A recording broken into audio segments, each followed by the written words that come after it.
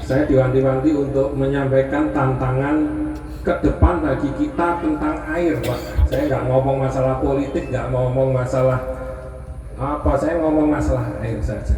Yang pertama adalah pencemaran.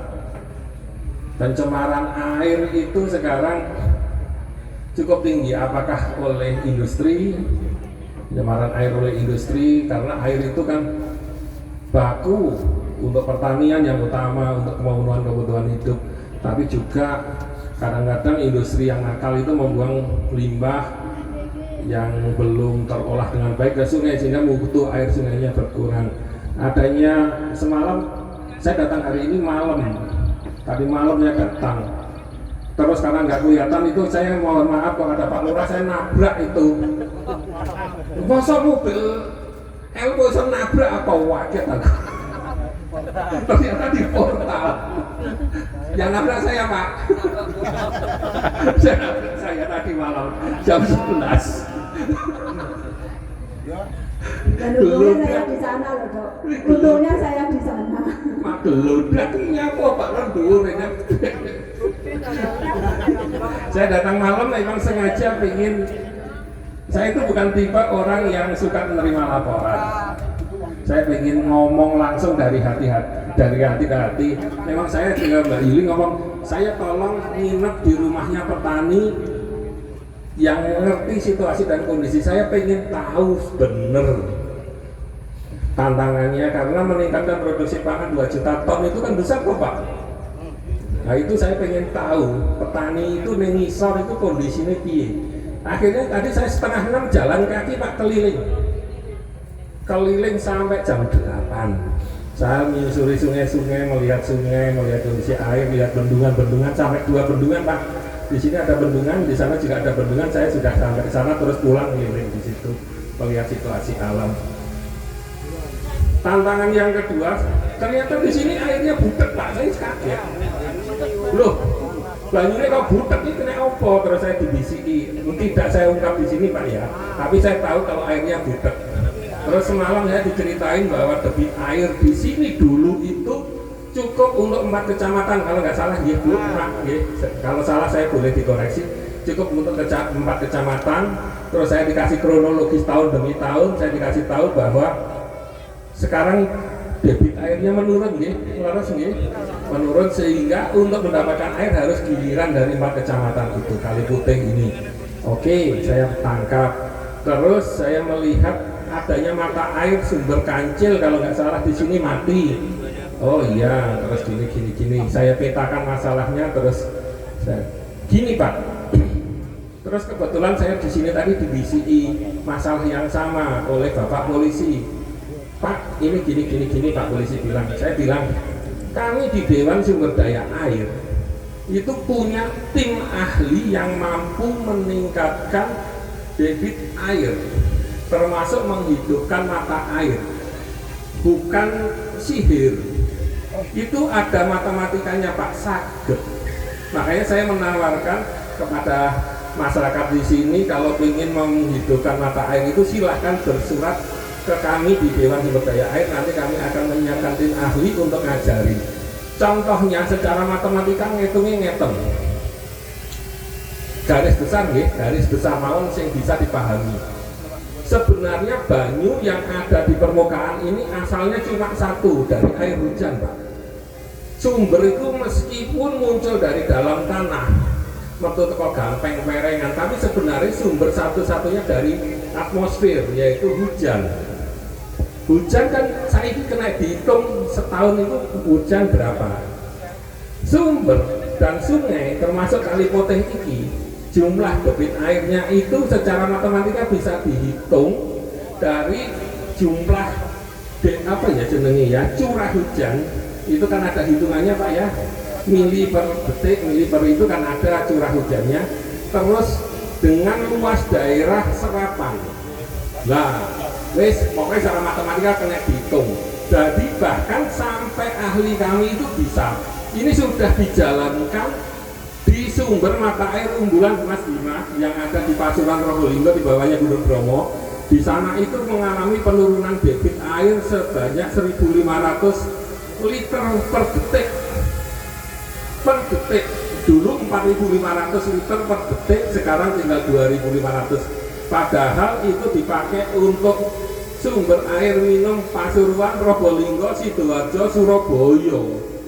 Bahkan mereka, saya kemarin ikut, dan besok tanggal 30 kita ke sana juga untuk mempertajam lagi bahwa ada teknik-teknik yang bisa dipakai untuk meningkatkan sumber air dengan cara memanen air hujan. Prinsipnya itu banyu udan sing ceblok kuwi jumlahnya kan wis pasti, jumlahe hitung bisa.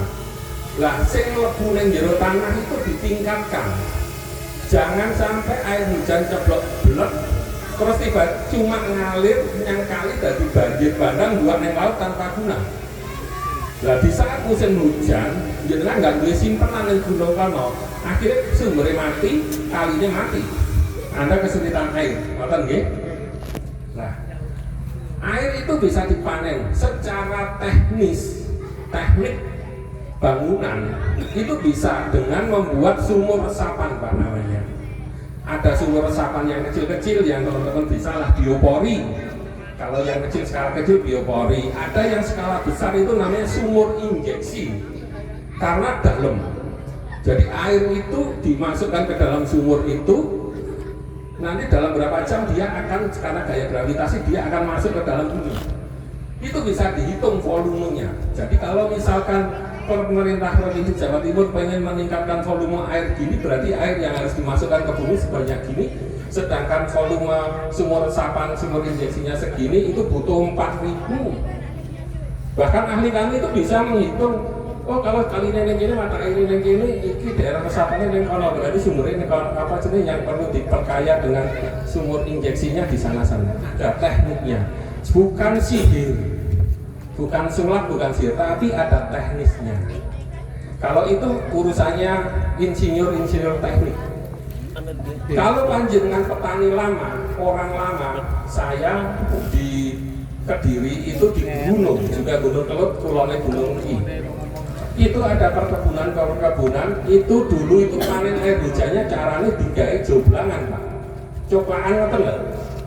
Ini lahan luas gini, miring terus dikeruk digawe joblangan. Jadi hutan banyu kan langsung habis gitu Pak. Ben-ben kono nyerap dan nah itu kan banyak tempat yang mirip seperti itu. Terus yang berikutnya yang paling bisa kita lakukan adalah memanfaatkan pohon. Nah ini sahabat saya, sahabat alam gitar ini kan ahlinya nanam pohon dan ahlinya menyemai pohon dan suka bagi-bagi jenis pohon seperti ini. Ada pohon-pohon tertentu itu sifatnya memang menyimpan air. Contohnya beringin, beringin itu rono-rono. Terus trembesi itu juga menyimpan air. Pohon yang justru mengeringkan air, contohnya pinus, akasia itu mengeringkan banyu, kelapa sawit, palem itu mengeringkan air. Jadi kalau jenengan anggur cemoro, neng kene, oh aku penghijauan gaya pinus, gaya cemoro, gaya kelapa sawit ya bukannya tambah banyu ini tambah agung, tapi tambah garing. Jadi karakternya di situ. Pentingnya pohon dalam konservasi air itu mirip dengan sumur resapan, Pak. Banyu udan itu ben gak langsung ceblok neng bumi ngalir, tapi dihambat kecepatannya itu dari pohon, dari daun. Sampeyan cara udan-udan yang entak-entakan ngene iki karo udan-udan yang ngisor wit sing rimbun iku beda. Pertama air itu akan diserap oleh daun dulu, terus ngalir lewat cabang-cabang, terus ngurup pohon, terus ke akar. Dia akan ngeresep neng itu karena akarnya itu akan membelah tanah, batuan tanah itu. Jadi air akan diinjeksikan ke dalam bumi. Selain gandoli, ben banyu kuwi ora langsung bablas. Jadi kalau Mbak Yuli dan teman-teman di sini petani itu pengen sumbernya bagus, kali putih ini ngalir dengan bagus, itu ada tekniknya dan ada ahlinya.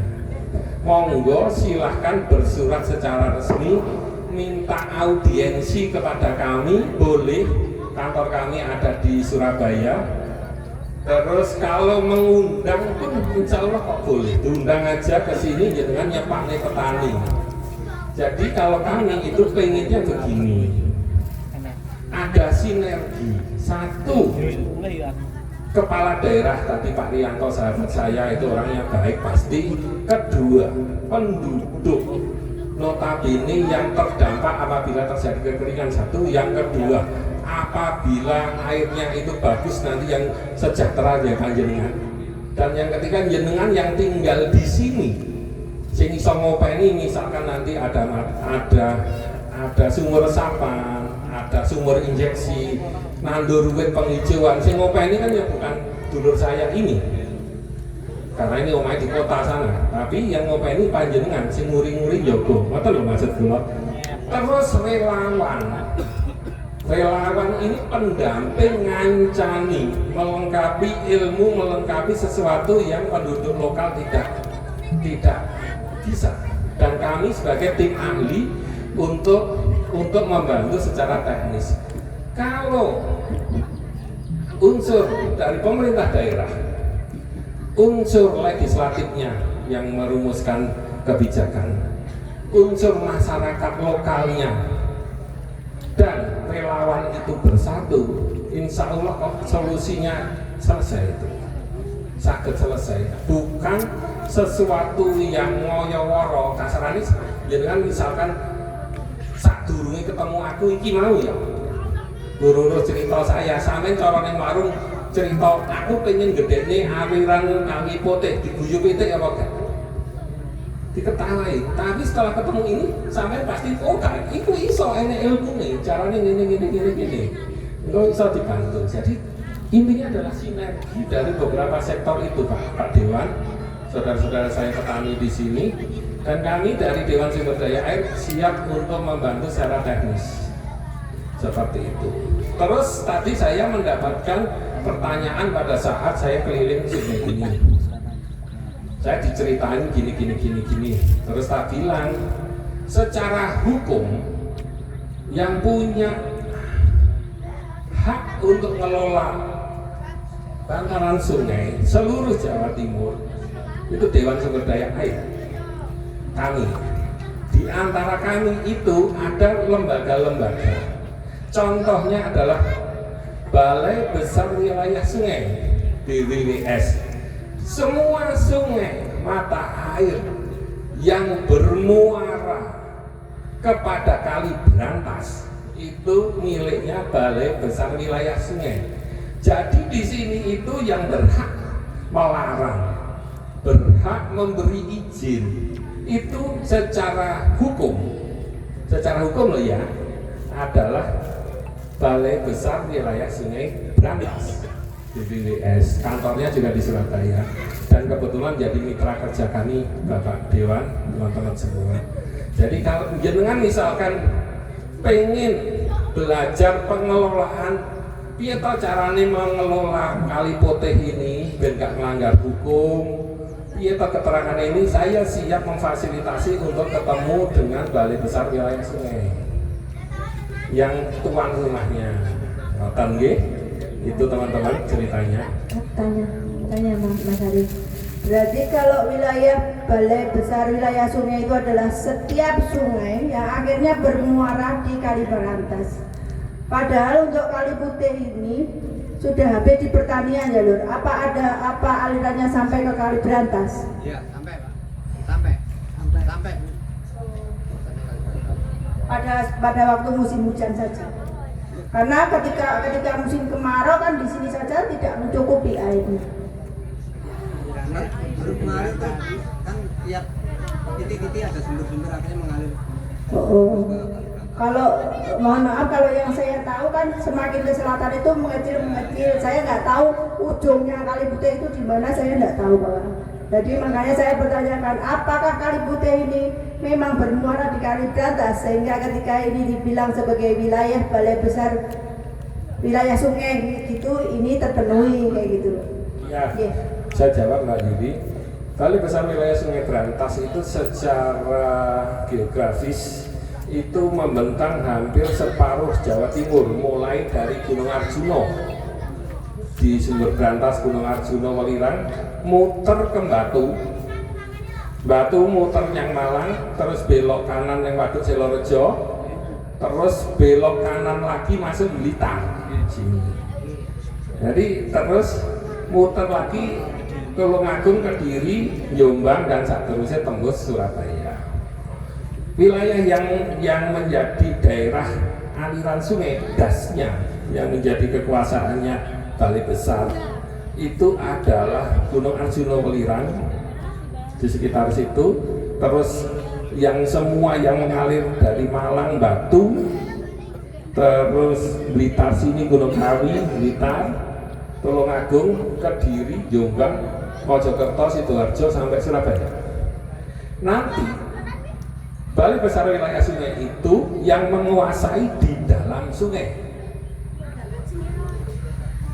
Di dalam sungai ini, sungai ini ada batasnya Pak. Tanggul sana, tanggul sana. Balai Besar Wilayah Sungai itu kekuasaannya hanya di sini. Terus sampeyan golek sir penghijauan di wilayah Gunung Kelut sana yang bukan di dalam sungai. Kepada siapa lembaga yang bertanggung jawab? Itu adalah BPDAS. BPDAS dan Hulu Sungai, BPDAS HL, daerah aliran sungai. Balai Besar yang memelihara aliran sungai, Balai Das Brantas Sampean. Nah, ini juga. Jadi, iya jalan jelasnya. Amit milik ini. Ini kali Brantas nih. Amit. Ini kali Brantas nih. Kali Brantas ngalir dari Gunung Arjuna sampai ke Surabaya. Ini kali nih. Kali ini kabel ini kali. Ini yang berkuasa di dalam ini, apakah mau dipakai untuk baku air minum, disedot tinggi perikanan, untuk pertanian, mau ditambang, itu yang izinkan adalah Balai Besar Wilayah Sungai Brantas. Oke, deal? Yang kedua, wilayah sekitar di sini yang nantinya akan menjadi daerah resapan untuk menghidupi Kali Brantas. Kali Brantas ini iso urip kalau ada mata air. Mata air itu bisa urip kalau ada daerah resapan yang menampung air hujan. Daerah di sekitarnya ini yang berkuasa adalah BPDAS Brantas Sampean. Kebetulan juga tim kami juga satu tim, makanya kita itu satu tim. Jadi kalau nanti kita membahas masalah ini, misalkan teman-teman petani dari Kali Putih ini 4 kecamatan ini itu, nanti ya saya undang dari sekretariatan dewan biar menghandle ini, mulai dari PUPR. Nah, PUPR ya. Terus konstruksinya siapa?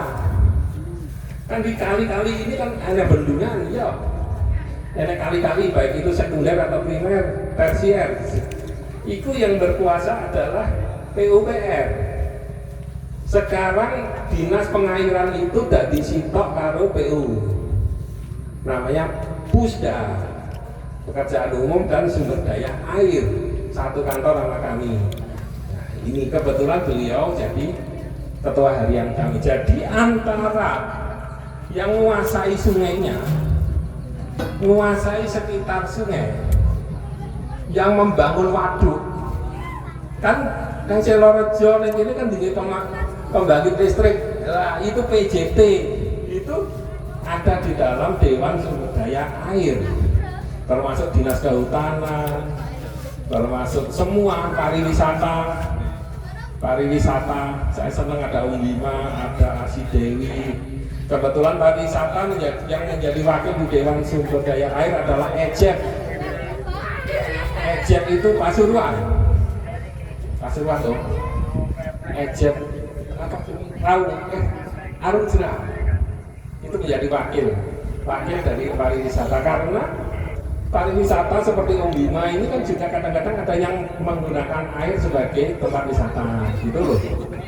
Jadi itu Mbak, pertanyaan jenengan tadi dijawab benar. Ini adalah wilayahnya Balai Besar Wilayah Sungai Brantas, karena ini semua nanti akan bermuara di Sungai Brantas. Yang kedua, untuk daerah sekitar itu yang berkuasa adalah BPDAS. Bangunan-bangunan di dalamnya ini adalah PUPR yang bertanggung jawab. jenengan mengundang kami dari tim ahli dari Dewan Sumber Daya Air, pesan saya jenengan sebagai petani harus wis solid aku pengen sumber banyune itu mudah apik. Soalnya apa? Satu yang ngopeni jenengan nanti Pak, ngopeni infrastruktur, misalkan dibikinkan sumber, Pak Dewan mengusulkan untuk pembuatan sumber, pasti pakai anggaran negara Pak ini. Itu pengadaan sumur resapan itu loh Pak. Nah itu nanti yang rawat ya jenengan, bukan malah dirusak gitu loh. Jadi jangan sampai objek-objek yang nantinya bermanfaat kagem jenengan itu jenengan nggak peduli, itu malah kurang bagus. Nanti siapa?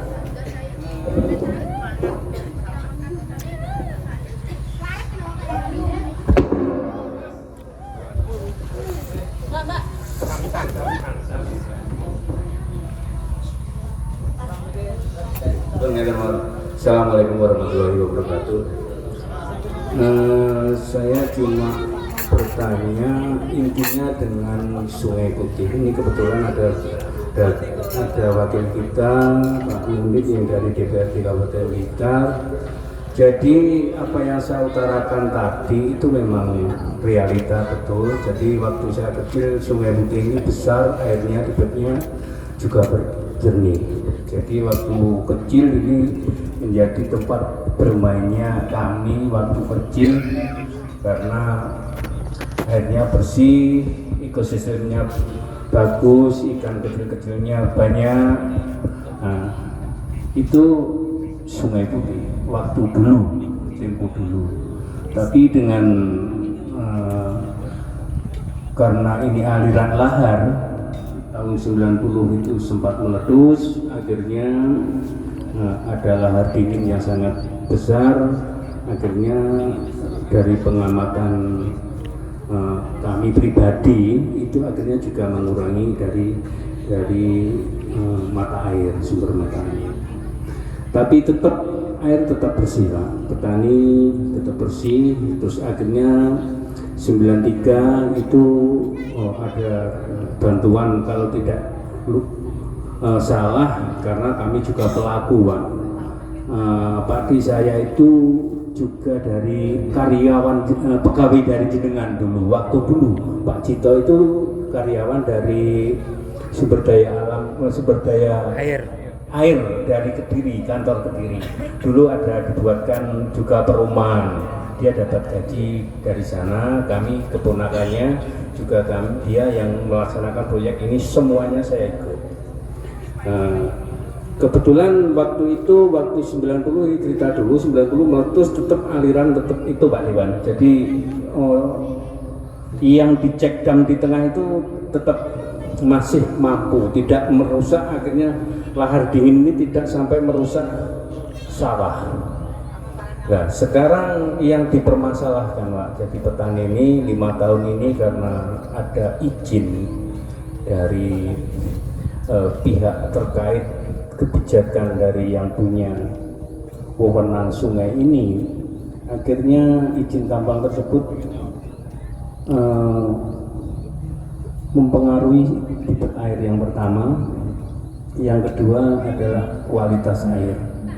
Nah itu yang dikeluhkan oleh petani teman-teman semua, debit berkurang, kualitas air terpengaruh. Ngoten Pak Pri.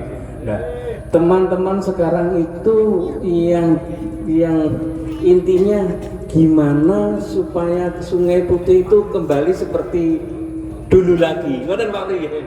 Ya intinya Sungai Putih ini bisa kembali seperti dulu lagi, bersih, anak-anak kecil generasi penerus kita bisa menikmati di sungai, bisa bermain di sungai, bisa edukasi di sungai, seperti itu Pak. Nah, itu solusinya seperti apa? Karena kami juga rakyat kecil, tidak tahu hukum. Ya intinya gimana untuk bisa kembali ke masa seperti dulu itu. Termasuk ini Pak Dewan Ujib Ingkang Rawuh, panjenengan dari provinsi, kami butuh intinya pendampingan bagi petani yang sekian kurang lebih 60.000 ya Pak Pak Pri ya, 60.000 hektar Pak. Kemarin itu global aja itu, iya kurang lebih itu bisa lebih dari 16 desa yang disuplai dari Sungai Putih ini. Itu ini masih Pak, suasana ini masih suasana dingin karena masih banyak hujan, dibantu oleh debit air hujan seperti kanjenengan paparaken tadi. Ini petani masih terbantu. Kalau sudah musim kemarau panjang Pak, itu saya tidak menjamin Pak Dewan. Petani itu tahunya harus ada air, kalau tidak ada air jelas tandurannya itu jelas mati, tidak berhasil. Itu jelas nanti kalau ada sesuatu yang intinya mengganggu dengan sumber air atau kualitas air atau debit air berkurang, itu akan menimbulkan permasalahan, perpecahan dan menjadi intinya gimana ya, tidak kondusif bagi masyarakat khususnya Kabupaten Blitar yang kena dampak air Sungai Putih. Jadi kami cuma ingin bertanya, mumpung ini ada bapak kami, wakil kami, jenengan dari provinsi, bagaimana solusinya biar air putih ini, Sungai Putih ini kembali seperti dulu lagi. Kami masyarakat kemarin nggak tahu jalan, akhirnya kami turun ke jalan. Karena kami tidak tahu jalan, akhirnya kami turun di jalan. Itu kami harap untuk solusinya, jalan keluarnya. Nanti kalau setelah kembali bersih lagi, kami sangat membutuhkan dukungan panjenengan untuk membesarkan mata air, biar nanti petani ini, karena petani ini yang jelas sawah itu sumber perekonomian utama. Jadi petani kalau sawahnya tidak berhasil sudah, iya tidak berhasil Pak di dalam perekonomian rumah tangga. Itu dulu. Jadi intinya kami solusinya yang terus seperti ini seperti apa, bisa kembali putih lagi dengan damai dan tenang. Dan yang kedua, apa yang dengan paparakan kami sangat setuju nanti untuk penghijauan di sepanjang Sungai Putih ini supaya sumber mata airnya besar kembali. Memang dulu banyak Pak, kami kecil karena tadi saya utarakan ibu saya sini Jan Galung, bapak saya Rejo Baten, jadi mulai kecil ini saya sudah jalan sini. Dulu ini ada sumber mata air Pak. Ini kalau saya jalan, ini jalannya ngecembong Pak. Airnya penak, terus jernih, ya, ngecembong gitu. Tapi sekarang sudah tidak seperti dulu lagi. Nggih, ngoten nuwun Pak. Ngaten. Assalamualaikum warahmatullahi wabarakatuh. Yang saya hormati Pak Ari Purnomo Adi dari Provinsi Dewan Sumber Daya Air Provinsi Jawa Timur. Mas Wima, sahabat saya, bersyukur saya bisa ketemu Mas Wima, sama masih ganteng tetap seperti dulu. Bapak-bapak petani pengguna air yang saya hormati, Mukotima ikut di depan. Beberapa hari lalu saya juga sempat diajak diskusi terkait dengan persoalan yang dihadapi oleh petani. Kami senang sekali tadi Pak Ari memaparkan bahwa Jawa Timur surplus pangan padi. Memang betul, Jawa Timur itu memang lumbungnya bukan hanya gabah, tetapi gula juga Jawa Timur. Iya betul, tulang punggungnya gula, jagung, gabah. Gula itu juga Jawa Timur. Lalu telur itu juga Jawa Timur. Nah, tetapi Pak Ari, yang ini juga saya mewakili masyarakat juga yang harus saya sampaikan. Petani itu banyak persoalan di lapangan. Kita spesifik diskusi persoalan air, tidak kemana-mana. Air, mari kita diskusikan bahwa air itu adalah sebagai kebutuhan dasar petani. Tadi kalau ngomong pangan dulu di sini itu setahun bisa panen 2 kali. Di wilayah Garung, Talun, lalu Kanigoro itu bisa panen 2 kali setahun, setelah itu palawija. Tapi sekarang untuk 2 kali itu sulit, hanya 1 kali pada saat musim penghujan. Ngerti Pak? Nah, tadi disampaikan bagaimana cara untuk meningkatkan lahannya tetap di sini. Ini malah menurut saya kalau dihitungnya setahun itu mengalami penurunan Pak, mengalami penurunan karena memang luasannya tetap, tapi tanamnya tidak 2 kali tapi hanya 1 kali. Persoalannya adalah air. Persoalannya air. Air ini memang dampak daripada hutan kita, alam kita yang memang sudah berubah, tidak seperti dulu lagi. Jadi tanaman tegakan yang tadi disampaikan sebagai tanaman yang bisa menyerap air hujan, karena tadi sudah sangat jelas dijelaskan bahwa sumbernya hanya 1, air hujan, kan begitu G? Air hujan. Nah, bagaimana air hujan itu bisa mengalir sepanjang tahun, sepanjang hari, padahal kita itu ada 2 musim, ada musim kemarau dan musim hujan. Ya begitu. Bagaimana musim kemarau itu juga tetap mengalir air, berarti kan mestinya tadi ada tanaman yang sebagai media untuk menimbun, menyerap dan seterusnya, sehingga musim kemarau itu masih ada. Oke, itu rasa-rasanya sudah lewat karena tanamannya kita sudah banyak tumbuh. Nah, sekarang yang jadi persoalan kedua adalah munculnya ada penambang Pak Ari. Ini yang menjadi topiknya teman-teman itu karena keruhnya air yang mengalir di sawah ini. Kalau Pak Ari tadi mau menyampaikan itu rasanya sih eman-eman, kan gitu, enggak terang-terangan. Saya sebagai wakil masyarakat, walaupun saya bukan sini, saya terang-terangan menyampaikan itu dampak daripada tambang itu, dampak dari itu air yang mengalir ke sini itu keruh. Menurut ceritanya bukan hanya keruh, tetapi juga membawa material yang itu berdampak kepada kesuburan tanah, berdampak kepada cara olah tanah. Jadi ini bantat. Kalau dulu dipacul penawari, sekarang ini dipacul katanya bantat. Berarti itu dampak daripada material yang dibawa oleh air. Makanya kalau dilihat itu keruh, dampaknya seperti itu. Nah, saya ini wakil rakyat yang sering kali dimintai aduan seperti itu. Bahkan masyarakat itu berharap DPR itu bisa memberi solusi. Bapak Ibu sekalian, saya hormati di sini bahwa DPR itu tidak punya policy dan tidak punya kewenangan terkait dengan kebijakan itu. Bahkan ini harus saya ceritakan gitu loh. Bahkan ketika ada urusan perizinan itu tidak pernah melalui dewan, tidak pernah mengajak diskusi dewan. Mestinya ketika ada perizinan itu paling tidak pertama kali yang dimintai audiensi itu ya masyarakat sekeliling. Nah, ini yang kadang-kadang terlewatkan. Persoalannya adalah ketika izin tambang itu diberikan, itu memang izinnya itu yang memberikan pusat Pak. Nah, ini kan maksud saya birokrasi yang seperti ini Pak, ini menjadi catatan penjenengan.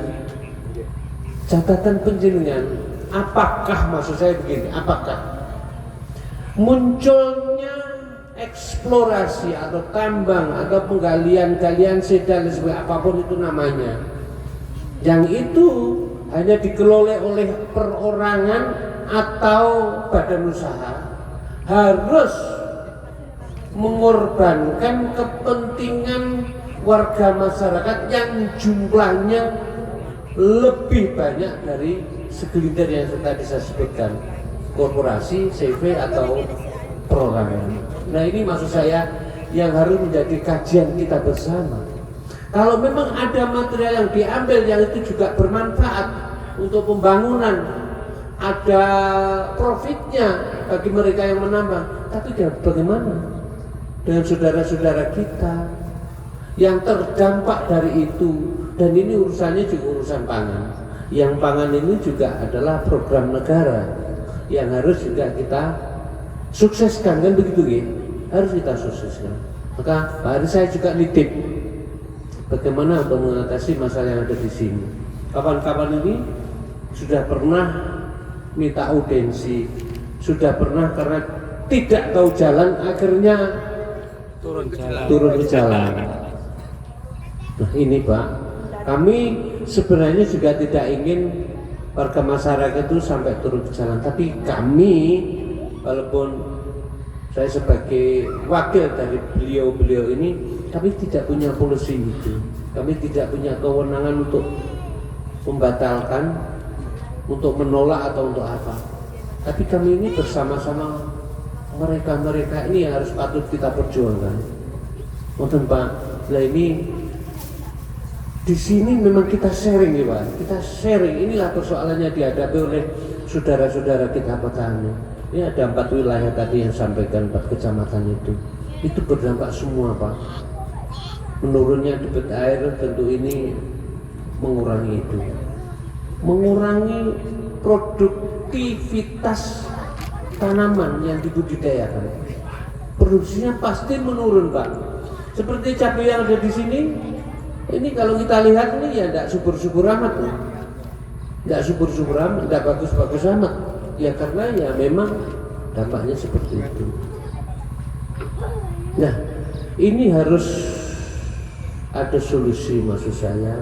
Pemerintah daerah kabupaten, pemerintah daerah provinsi, bahkan pemerintah pusat seyogyanya harus berpikir ketika memberikan izin pengelolaan tambang misalkan seperti itu. Ini harus ada kajian. Kelihatannya tambang ini diberikan izin tapi tidak melalui kajian yang benar. Misalkan seperti ini, misalkan Pak Ari, iyo supaya air ini kalau toh misalkan tambang ini harus ada, kalau toh harus ada dan itu tidak bisa kita hentikan. Paling tidak bagaimana air itu diolah di sana dulu, lalu ke sini itu sudah bersih gitu loh. Handalnya ini gimana gitu loh. Ojo yang seperti itu yang profitnya besar malah justru kita biarkan begitu saja mengeksplorasi alam kita semaunya, seenaknya, semudah-mudahnya mereka, tetapi yang berdampak ini warga masyarakat yang begitu banyak yang menggantungkan hidupnya dari air Pak. Ini sebenarnya keluhan ini juga kepada diri saya, tapi ini mengeluh, kita memang mengeluh Pak Ari. Pak Ari tolong ini nanti juga menjadi diskusi di provinsi Pak. Diskusi, ya paling tidak ya mereka itu punya tanggung jawab di situ gitu loh. Mereka itu punya tanggung jawab di situ. Nggak usah lah kawan-kawan itu tuh bawa arit, bawa palu, bawa opo, lalu bawa nengkono ini harus gimana. Ini kan juga tidak baik juga. Tetapi bagaimana mereka itu tahu diri apa yang harus saya lakukan supaya ada win-win solutionnya. Dampaknya itu tidak dampak merugikan tapi saling memberikan manfaat. Ini kan penting. Ini Pak Ari, bahwa tadi ada reklamasi yang penjelasan sampaikan, nanam pohon dan lain sebagainya. Insya Allah Pak, petani-petani atau masyarakat itu akan mendukung. Tetapi Pak, petani ini adalah petani yang memang minim modal, sehingga paling modalnya bapak-bapak ini modal cangkul, modal bau, modal dengkul. Tetapi ini harus difasilitasi oleh pemerintah, misalkan bibitnya ada fasilitas yang diberikan, lalu masyarakat dikasih tahu kewenangan. Gue ini wilayahnya masih hak miliknya BBWS nih, seperti ini yang boleh ditanami. Ini harus dibebaskan dan sebagainya. Nah inilah yang kadangkala Pak, petani itu bingung harus berbuat apa, tetapi dia mendapatkan dampak yang itu sangat merugikan.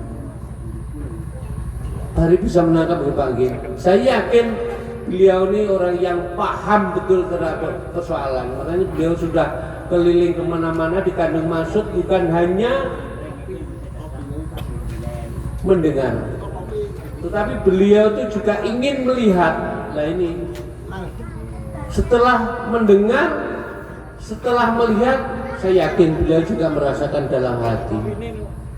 Kalau sudah dilihat Pak, sudah didengar, sudah dirasakan, mohon nanti ada kebijakan apa ya Pak yang harus kita kerjakan bersama, yang bisa memberikan solusi terbaik bagi saudara-saudara kita yang memang hidupnya untuk menghidupi keluarganya dan anak-anaknya menggantungkan dari alam Pak, menggantungkan dari alam, tidak menggantungkan dari apa yang diberikan oleh negara, karena bukan pegawai, tapi dia dari keringat dari alam ini yang untuk membesarkan anak-anak cucunya itu dari situ.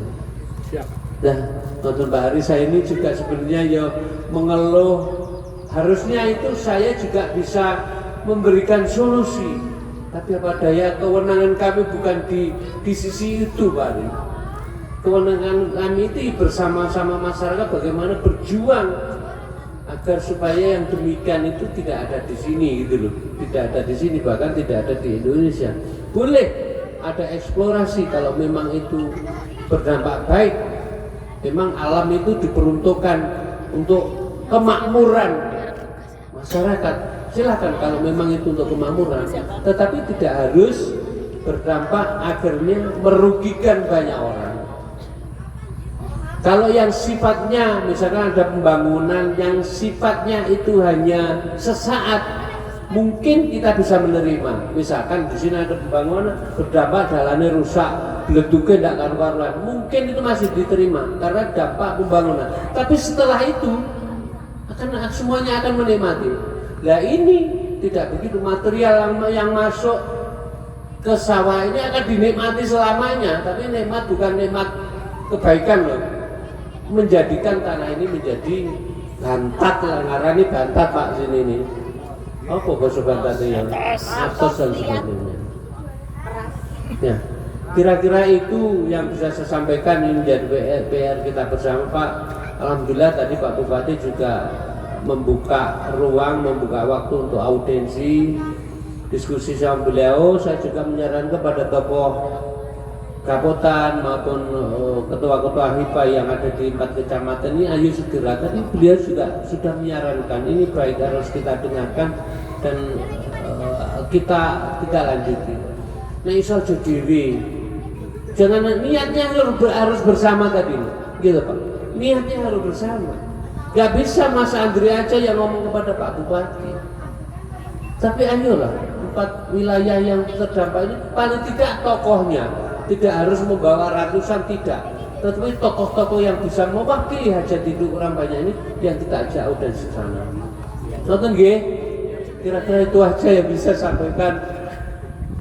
Mohon maaf, saya tahu bahwa bapak-bapak yang ada di sini, bahkan yang sudah pulang berharap saya hadir di sini atau Pak Ari atau siapapun tokoh yang diangkat, tokoh duduk di depan tadi, berharap bisa memberikan solusi. Saya yakin itu.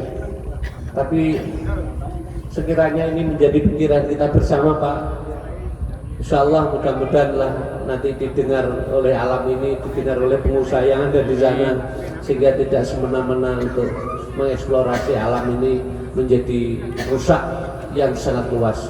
Matur nuwun, ada kurang lebihnya saya mohon maaf. Wassalamualaikum warahmatullahi wabarakatuh. Nggih, matur suwun Pak Mujib.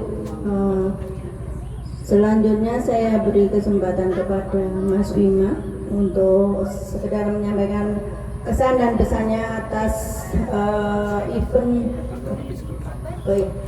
event hari ini. Ini Mas Ari mau menambah dulu, tapi bahwasanya saya berharap kepada Mas Bima untuk bisa mendorong event ini bisa menjadi event tahunan yang tercatat di event budaya kabupaten. Itu yang kami harapkan Mas Bima. Mungkin sebetulnya kepada Asi Dewi, kepada Dinas Kebudayaan tadi, berharap anak-anak lokal yang tadi menghibur kita ini juga mendapat perhatian dan pembinaan lebih kayak gitu. Walaupun kita berada di dusun terpencil pinggir Kali Putih, bleduk tok. Apa jenenge ning kutha kuwi sing omahe ngisor Gunung Gedang kae to. Tapi buktikan kalau kalian adalah anak-anak yang bisa berprestasi ya nak ya. Ya. Kalian adalah generasi masa depan yang pinter, sing benih, teruslah berprestasi. Nggih. Monggo Mas Arif. Mohon izin senior Bima, saya selesaikan biar nggak gantung khusus untuk air. Dewan Sumber Daya Air seperti yang Pak Mujib tadi ngendikan itu hasil kerjanya adalah rekomendasi kebijakan, produk hukum, bukan aksi. Paham ya? Dari kami nanti akan merekomendasikan kepada Gubernur Jatim. Dan gubernur itu roh kalau rakyatnya sini Kali Putih menderita iku. Ya, oke. Terus tak jelas nih. Neng Dewan Sumber Daya Air ada 3 komisi. Komisi pertama adalah pemanfaatan. Apakah untuk air minum ini, apakah untuk sumber dipakai tambang itu adalah yang bertanggung jawab adalah komisi pemberdayaan, daya guna. Yang kedua komisi konservasi saya ketuanya itu yang menoto kalau ada kerusakan. Terus yang ketiga kalau ada problem ini adalah daya rusak. Seperti yang jenengan ngendikan tadi Pak Mujib, tokoh-tokohnya nanti perlu bekal ilmu.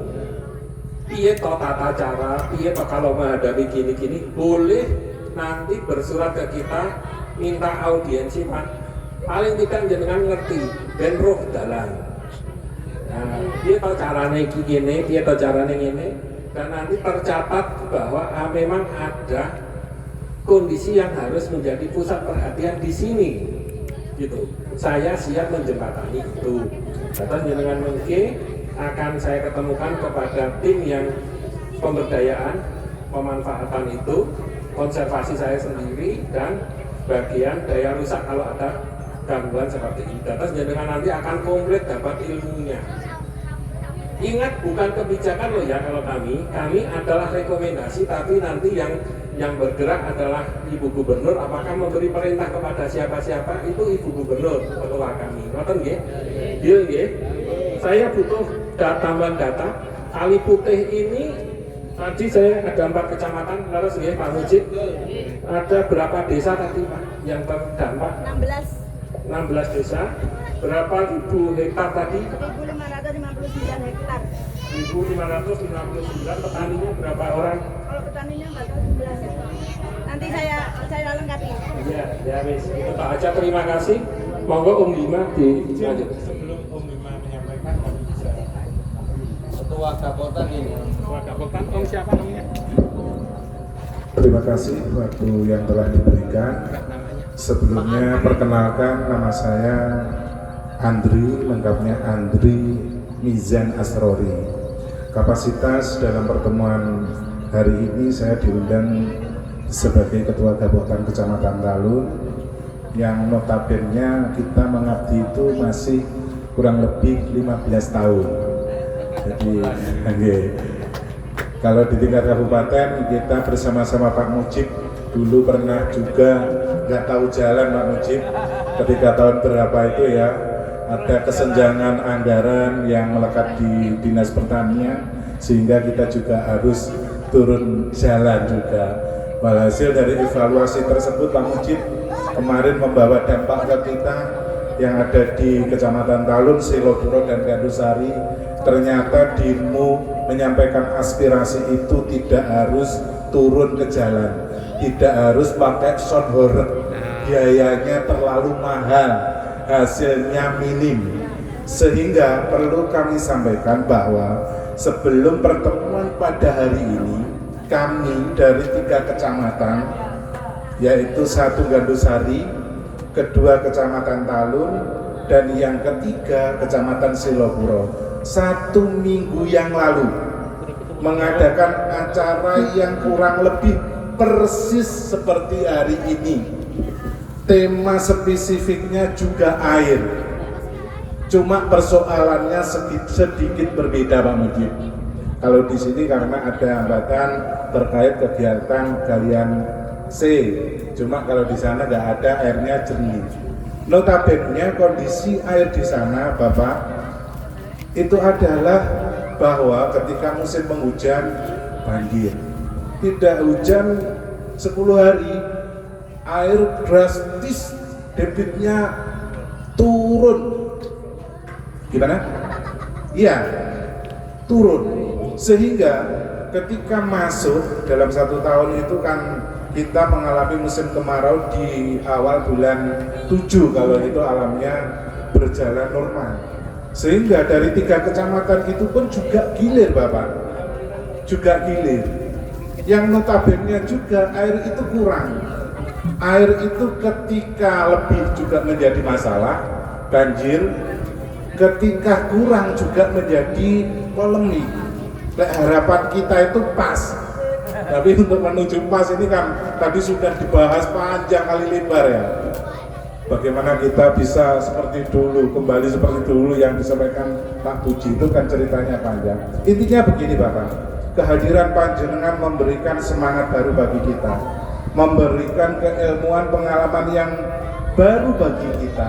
Kemarin-kemarin jujur terus terang kita juga masih remeng-remeng Pak harus kemana. Ke Pak Bupati kapan waktu sebelum pilkada itu menjadi aspirasi yang kita munculkan juga. Nanti kalau siapapun yang terpilih, tolong ini untuk bisa menjadi program-program kebijakan yang prioritas seperti itu. Nah, intinya begini Bapak, tadi yang disebut-sebut masih Kali Putih, yang sebenarnya juga di DI dan Gadungan yang sumber mata airnya juga di lereng Gunung Kelut bagian timur, itu ada 3 kecamatan dan ribuan hektar di sana. Kita juga punya persoalan yang kurang lebih sama. Kali apa itu namanya? Kali Jari Bapak. Kali Jari. Iya, Kali Jari.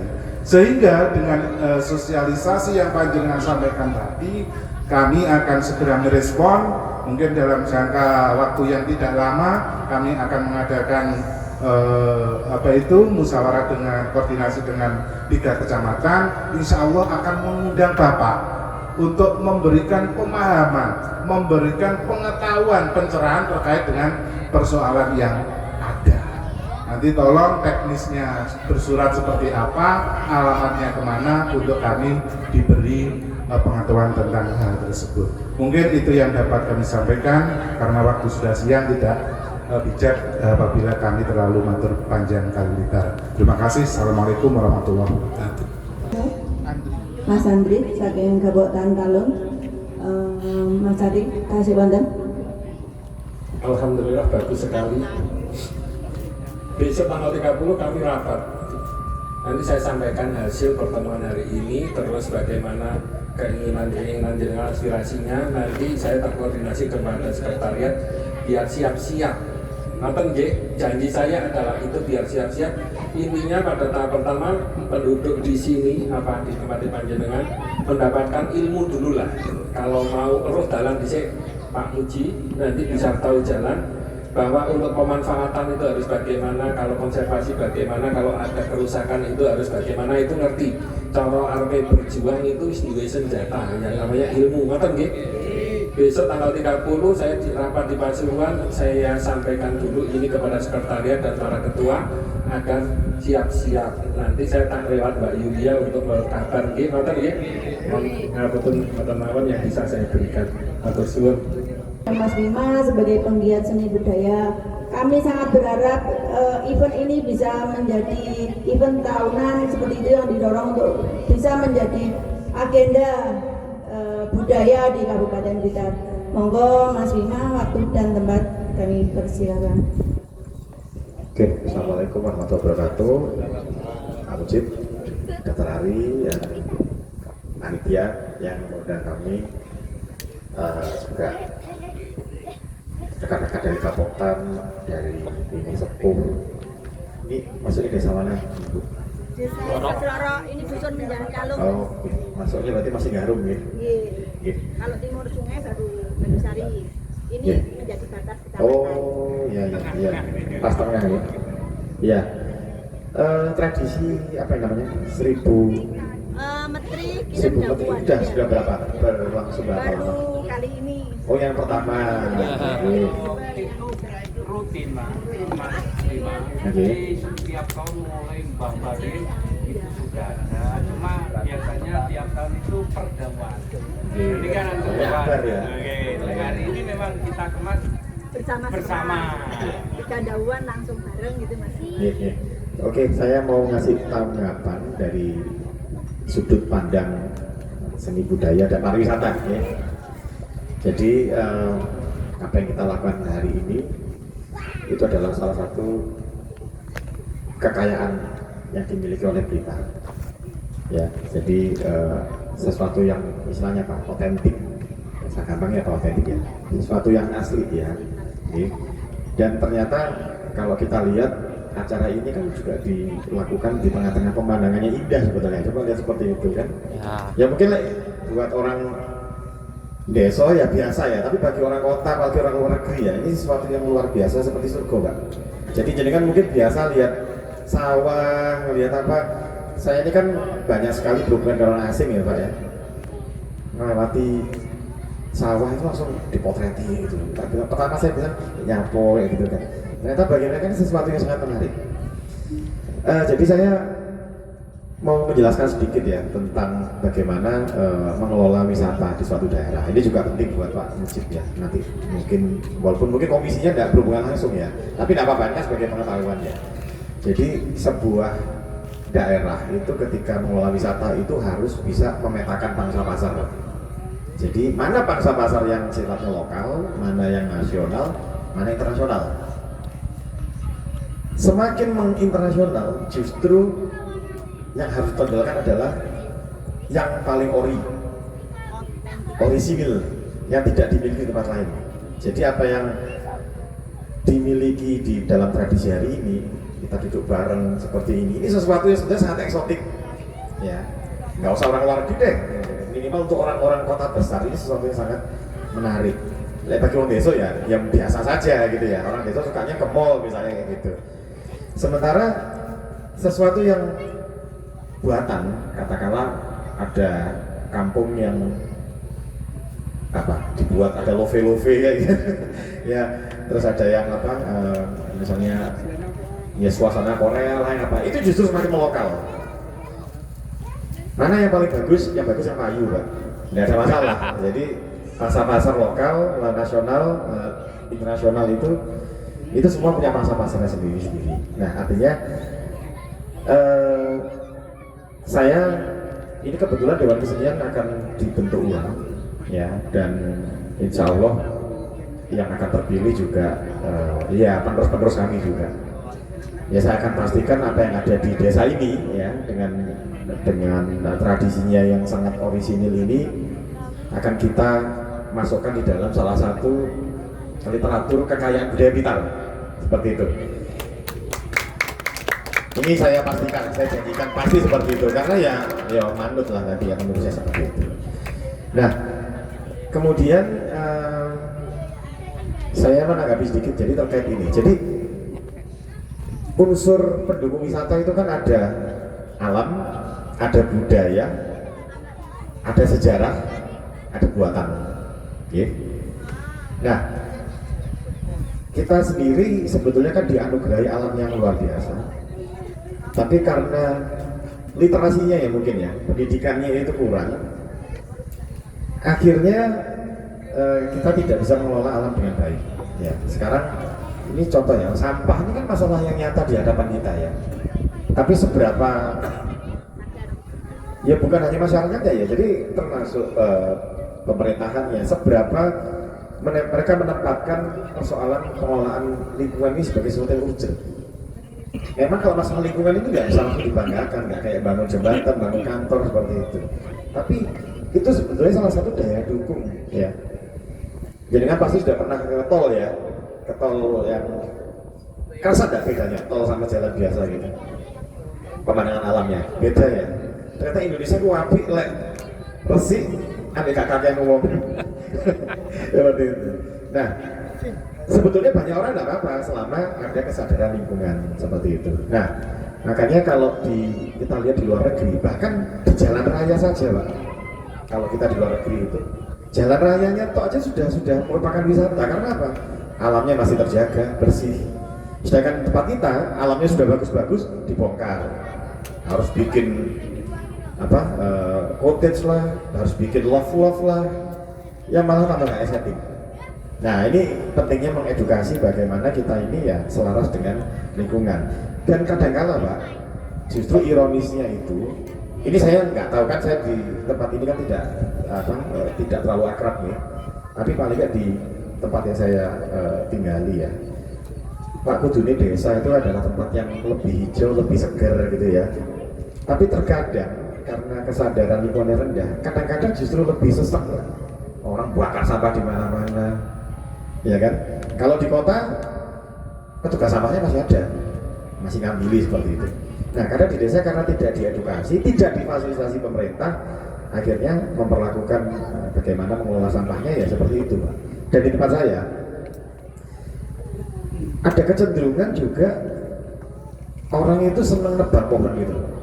Mereka akan menemukan 1001 cara untuk nebang pohon. Jadi kalau kita bertanya kenapa kok debit air turun, ya masalah tambahan itu satu hal, masalah ketidakpekaan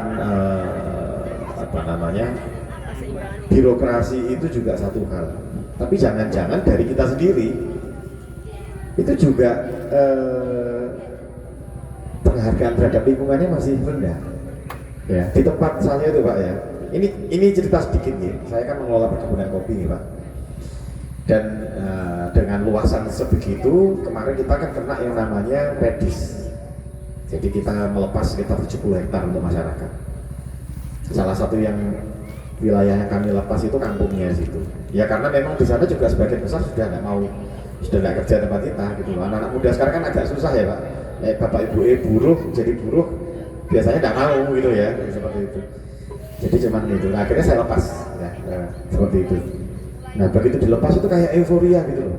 Wah pohonnya mau ditebang, sampai saya sebentar, saya juga warga loh. Ayo duduk bareng, gitu loh. Jangan nanti diganti baru loh. Nah ganti baru iya lah diganti.